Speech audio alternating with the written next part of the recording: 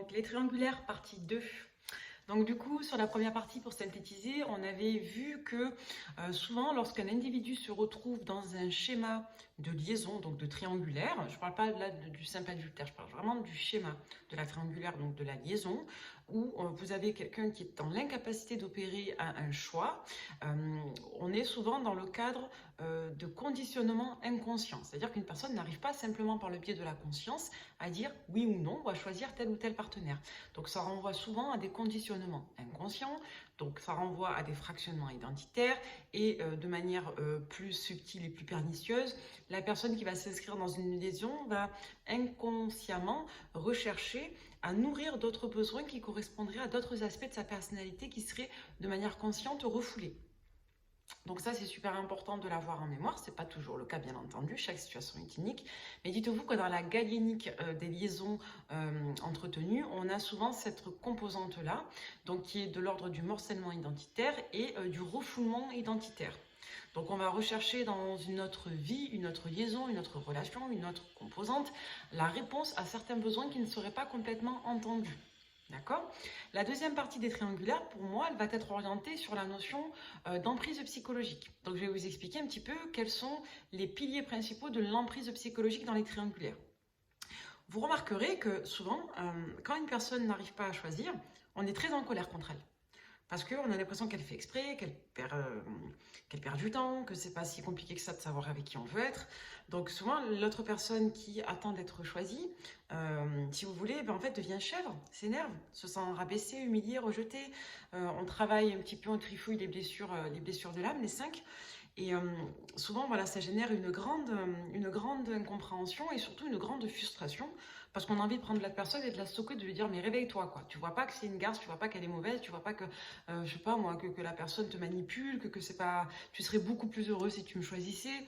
Donc il y a toute cette frustration que l'autre personne va garder en elle parce que celui qui est censé choisir ne le fait pas. Voilà. Et souvent, il faut savoir que dans les 3/4 du temps, pour les raisons que je vous ai expliquées dans la vidéo numéro 1, donc les conditionnements inconscients, la personne est souvent sous emprise. Ça veut dire qu'elle est soit sous l'emprise de sa situation de vie, soit sous l'emprise de la personne avec laquelle elle a construit sa situation de vie. D'accord? Vous allez me dire, c'est des généralités, c'est tiré par les cheveux, mais toutes les personnes qui se trouvent dans les triangulaires peuvent le confirmer, je pense, de ce que je vois et de ce que j'analyse depuis 2 ans que je fais des travaux de recherche. Il faut bien comprendre qu'une personne qui n'est pas en mesure de donner suite à un oui ou à un non, donc à un positionnement conscient, je veux cette personne, je ne veux plus cette personne, je veux cette situation, je ne veux plus cette situation, c'est une personne qui n'est pas uniquement maîtresse de la situation, de ses choix, par le biais de la volonté seule. Ça veut dire qu'il y a d'autres mécanismes qui se jouent. C'est ce que je vous ai expliqué dans la vidéo numéro 1. Donc souvent, la personne, si vous voulez, se pose en assujettissement à sa situation. En gros, la personne se sent trop faible pour gérer la situation qui la dépasse. Vous comprenez? Donc quand vous êtes en relation avec une personne que vous n'arrivez pas à la quitter, que ça crée un conflit intérieur et que du coup vous voulez partir mais vous n'y arrivez pas, c'est qu'il y a une ascendance psychologique qui est faite sur vous. Et la vraie question, c'est de savoir quelle est cette ascendance. Est-ce que c'est une ascendance affective, émotionnelle, relationnelle, donc une ascendance de personne, ou est-ce que c'est une ascendance de situation? Il faut savoir que dans le cadre des ascendances, donc des emprises psychologiques, il se greffe un ensemble, je dirais, de procédés de fonctionnement. Donc la personne, d'un point de vue rationnel en premier lieu, va essayer de marchander la réalité. C'est-à-dire qu'une personne qui est sous emprise psychologique, elle va d'abord essayer de se rationaliser, mais en faisant calquer ses représentations à la réalité, ou la réalité à ses propres représentations. Ça veut dire quoi? Ça veut dire que quand une personne n'arrive pas à se positionner face à une autre personne ou à une situation, souvent les deux sont liés, elle va d'abord essayer de transformer la réalité au profit de sa situation. Par exemple, je sais que ma femme me traite mal, je sais qu'elle est vénale, je sais qu'elle n'est pas bonne, mais elle n'a pas toujours été comme ça. Mais il n'y a pas que ça. Mais pour autant, ce n'est pas l'argument de choix. D'accord, elle est comme ça, mais. Vous remarquerez que souvent les personnes sont assez lucides d'un point de vue factuel, elles peuvent reconnaître certaines choses. Bon, dans le cadre des emprises très profondes, elles ont même du mal à reconnaître certaines choses, elles se mentent à elles-mêmes. Donc elles ont tendance à se refaire la réalité, à se la réinterpréter. Mais dans les 3 quarts du temps, les personnes sont assez lucides, elles le reconnaissent, mais pour autant, elles n'arrivent pas à prendre le dessus. Ça ne génère pas de mécanisme de reprise de contrôle. Parce que la représentation que la personne se fait de l'autre individu ou de la réalité devient prioritaire à l'expérience même de la réalité qu'elle se fait. Ça veut dire que quoi? Ça veut dire que si j'ai décidé qu'une personne était une personne bonne et que cette personne avait une valeur spéciale pour moi, elle pourrait faire ce qu'elle voudrait dans la réalité, que la valeur que j'ai décidé de lui accorder serait prioritaire au jugement immédiat que j'en aurais. Admettons, je vais vous donner un exemple moi que j'ai déjà vécu. Voilà, cette personne a pris de l'argent dans la tirelire de son enfant. C'est pas très joli. Non, mais de toute façon, si cette personne a fait ça, c'est qu'elle avait une bonne raison de le faire. Pourquoi pas? Bon, un autre exemple, c'est une personne qui ment, elle te ment ouvertement, tu vois pas qu'elle te manipule, etc. Elle t'a dit qu'elle savait pas alors qu'elle le savait, on lui a dit il y a 3 jours, etc. Elle le sait très bien. Oui, peut-être qu'elle le sait, mais bon, tu sais, moi j'en ai pas la preuve, ça se trouve, voilà, elle a oublié. Bon, en gros, je ne vais vous pas donner d'autres exemples, c'est un peu débile, mais si vous voulez, une personne qui est sous emprise va toujours essayer de trouver des circonstances atténuantes et ou si elle ne peut pas trouver de circonstances atténuantes, elle va essayer de dédramatiser la situation.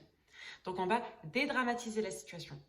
C'est toujours, si vous voulez, pour maintenir et restaurer le niveau de projection positive, donc le niveau de sacralisation qu'une personne a pour maintenir sa dépendance à l'emprise. Donc, quand une personne est sous emprise psychologique, il faut savoir qu'elle va tout faire pour que son objet d'idéalisation, de sacralisation, conserve son statut à l'intérieur de soi. Pourquoi? Parce que quand une personne est sous cette emprise, elle a une forme de toile d'araignée qui est faite autour d'elle et qui l'enferme. Et si vous voulez, cette personne, comme elle est assujettie, je vous l'ai expliqué il y a quelques minutes, à cette emprise ou à cette personne qui caractérise l'emprise, elle va tout faire pour essayer de la défendre, de la valoriser et surtout de se maintenir dans ce schéma qui, comme il repose sur des représentations et non sur l'expérience de la réalité, devient du coup un repère structurant. C'est assez fou, mais c'est comme ça. Si une personne est coutumière de valoriser une autre personne dans sa tête, elle va tout faire pour maintenir ce niveau de valorisation. Pourquoi? Parce que c'est l'emprise qui fait ça. Si cette personne essaye de dévaloriser le sujet de valorisation, donc le sujet pour lequel elle est sous emprise, elle va automatiquement culpabiliser et générer de l'insécurité par le biais de la confusion. Parce que ces représentations qui sont faites pour valoriser cette situation, cette personne, vont être mises à mal. Donc elle va ressentir de l'insécurité et donc du coup de la confusion. Parce que les couches de l'inconscience et de la conscience vont se mélanger et cette personne n'arrivera plus à se restituer les données d'interprétation qu'elle aura de la personne. Il faut savoir que les 3 piliers de l'emprise psychologique et de la manipulation sont la culpabilisation, la représentation et la notion de redevance. Pourquoi ces 3 piliers-là?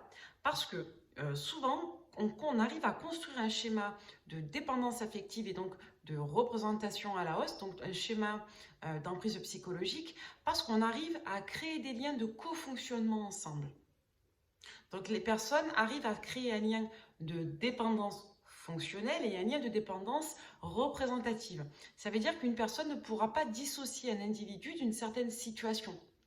Et ça, ce n'est pas fait par le biais de la conscience. Souvent, vous devenez tous fous et folles parce que vous ne comprenez pas pourquoi l'autre est imperméable à l'entendement. On lui prouve par A plus B que la personne est manipulatrice, qui est fausse, etc. Et pourtant, la personne ne veut rien entendre ou alors ça n'imprime pas. Ça ne pénètre pas la conscience parce que ça se joue sur des schémas représentatifs. Et ça, je sais que c'est très difficile à comprendre et à accepter. Mais partez du postulat que quand une personne est sous emprise, ça prend énormément de temps de l'en faire sortir. Il y a un dicton qui dit « Essaie d'ouvrir les yeux à un aveugle, il ne les ouvrira que sur toi ». Donc pour qu'une personne cesse son schéma empirique, donc de dépendance d'assujettissement à une personne pour laquelle elle est sous emprise, donc pour casser un schéma d'emprise, il faut travailler sur les 3 choses suivantes. La culpabilisation, c'est-à-dire qu'une personne retrouve une certaine autonomie émotionnelle et qu'elle a assez de ressources intérieures pour s'autosuffire et s'auto-rassurer. Donc, elle s'éloigne un petit peu de ses besoins de représentation pour se rassurer. Donc, il faut qu'une personne apprenne à développer son adaptation émotionnelle, donc son adaptation à la réalité factuelle. Donc, il faut qu'elle travaille sur soi, en quelque sorte, qu'elle fasse ce qu'on appelle de la reprogrammation, du rencodage cognitif. Deuxième chose, en gros, il ne faut pas agir directement sur l'emprise. Il faut agir sur soi, en premier lieu, toujours sur soi. La deuxième chose, il faut casser les schémas de cofonctionnement, donc les schémas représentatifs. Pourquoi? Parce qu'une fois qu'une personne apprend à travailler sur ses besoins émotionnels, donc sur ses rencodages, ses représentations, elle va travailler sur l'ensemble de ces schémas représentatifs. Ça veut dire qu'une personne va réapprendre à se positionner face à la réalité et surtout, elle va réapprendre à hiérarchiser le niveau d'importance de la réalité par rapport à ses niveaux d'importance cognitifs. C'est-à-dire d'abord vous remettez tout ça en place et ensuite vous apprenez à prioriser la réalité par rapport à ce que vous avez déjà en place à l'intérieur. En gros, il faut que la réalité factuelle, donc l'expérience que vous faites factuellement de la réalité, devienne prioritaire à l'expérience intérieure que vous avez déjà initialement. Parce que souvent, si vous voulez, quand vous n'arrivez pas à ouvrir les yeux sur une personne qui vous met sous emprise ou quand vous constatez qu'une personne est sous emprise, vous verrez que la personne n'arrivera pas ou vous n'arriverez pas à entendre raison par un simple argumentaire. En gros, j'ai beau vous prouver par A plus B que, et même si je vous le prouve, vous allez mettre en place un mécanisme de dédouanement ou de dédramatisation pour que votre scénario intérieur, vos scénarios intérieurs, prennent le pas sur l'expérience de la réalité. Donc en gros, vous défendez la personne et vous défendez votre situation d'aliénation. En fait, quoi qu'il se passe, vous défendrez la personne. Quoi que vous en pensiez et quoi que la réalité vous prouve. Et donc ça, c'est sur ce facteur-là qu'il faut agir. Il faut que la personne réapprenne à se projeter dans la réalité de manière autonome et il faut que cette expérience de soi de la réalité redevienne prioritaire aux autres représentations qui ont déjà été traitées dans la première étape. Le troisième palier, c'est la notion, donc dans le cofonctionnement qu'on a vu précédemment, c'est vraiment la notion de, je dirais, projection de soi positive. Ça veut dire quoi? Ça veut dire qu'il faut mettre de l'ordre entre le passé, le présent et le futur. Ce qui veut dire qu'une personne doit aussi prendre de la hauteur sur ses propres expériences de vie. Donc sur le premier volet, on travaille sur la cognition. Sur le deuxième, on travaille sur l'adaptation posturale à la réalité. Et sur le troisième volet, on travaille sur la redéfinition de ces cadres moraux, de manière plus profonde. Donc, je sais que ça paraît un petit peu fou dit comme ça. Vous allez me dire, de toute façon, si un homme veut tromper, il trompe. S'il n'aimait pas sa femme, il la quitterait et puis c'est tout. C'est pas si compliqué que ça. C'est pas que c'est compliqué, c'est pas très difficile à comprendre. C'est juste que c'est beaucoup plus complexe qu'on peut le penser. Donc, dites-vous bien que si une personne est sous emprise psychologique, vous pourrez lui parler, vous pourrez lui faire tout ce que vous voulez, elle n'ouvrira pas les yeux. Parce que si vous voulez, au-delà de la sphère consciente, il y a la sphère inconsciente et tous les conditionnements représentatifs qui sont greffés à tout ça, qui font qu'une personne ne va pas être considérée uniquement pour ce qu'elle est ou pour ce qu'elle fait, mais elle va être considérée aussi pour tout ce qu'elle représente et pour tout ce qu'on a greffé à cette représentation-là. Par exemple, on va dire que, voilà, la mère vous êtes en liaison avec un homme, d'accord, qui est marié, qui est en train de se séparer, ou même qui est encore marié, qui n'est pas séparé, peu importe, et vous vous rendez compte que cet homme est sous emprise psychologique de sa femme. C'est-à-dire que sa femme, quoi qu'elle fasse, il la défend, ou du moins il n'arrive pas à la quitter, d'accord? Et vous avez beau essayer de lui faire ouvrir les yeux sur cette femme, oui, mais tu vois pas qu'elle est manipulatrice, elle est méchante, elle est ci, elle est ça, elle est tout ce que vous voulez. Ben en fait, non, c'est la mère de mon fils, et ben je la défendrai coûte que coûte. Voilà. Parce que c'est la mère de mon fils, non. Mais si elle est comme ça, c'est parce qu'elle a une bonne raison. Oui, je sais qu'elle est vénale, mais j'arrive pas à quitter. Voilà. Donc il y a des personnes qui vont être assujetties à l'autre personne, et puis il y a des individus qui vont être assujettis à la situation.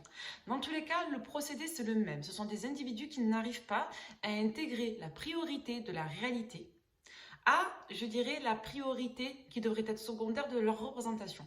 Parce que c'est la mère de mon enfant, elle a une forme d'immunité qui fait que l'expérience directe que je m'en fais ne sera pas prioritaire à la valeur que je lui accorde dans ma tête. Parce que j'ai construit une union avec elle et que j'ai eu des projets, des rêves, des espoirs et une vie, je ne peux pas lui tourner le dos comme ça du jour au lendemain. Parce que ça correspond à une partie de ma vie que je ne veux pas accepter en échec. Vous voyez? Donc, c'est toujours une affaire de galénique, c'est-à-dire de forme, de composante et de mécanique, de conditionnement et de mécanique de représentation. Donc si vous voulez vraiment agir sur l'emprise psychologique, il va falloir vraiment agir sur les fonctionnements cognitifs d'une personne et sur sa manière de se représenter sa vie et la réalité. Et on ne sort pas d'une emprise psychologique du jour au lendemain. Il faut bien comprendre que c'est pas un lien. Moi j'avais eu une fois un homme qui m'avait dit non, mais elle n'est pas refaite, elle n'a pas fait de chirurgie, c'est naturel, etc. Alors que c'était flagrant qu'elle avait de la chirurgie, la nana. Mais parce que la personne ne voulait pas admettre l'idée que, et comme cette personne lui avait dit que c'était naturel chez elle, que c'était de famille, etc., il s'était mis en tête que c'était comme ça. Voilà. Et vous pouvez faire ce que vous voulez. Hein. Si une personne est sous emprise, elle trouvera toujours un moyen de valoriser, de protéger son sujet d'emprise. C'est comme ça. Son objet de sacralisation. Donc vraiment, essayez de vous préserver, vous, de ne pas prendre les situations ou les non-choix pour vous, contre vous, parce que vraiment, je vous assure, ça n'a strictement rien à voir. La personne qui est sous emprise psychologique est autant victime que vous. Par contre, à la différence de vous, cette personne a la responsabilité, a le choix et a le pouvoir d'agir dessus.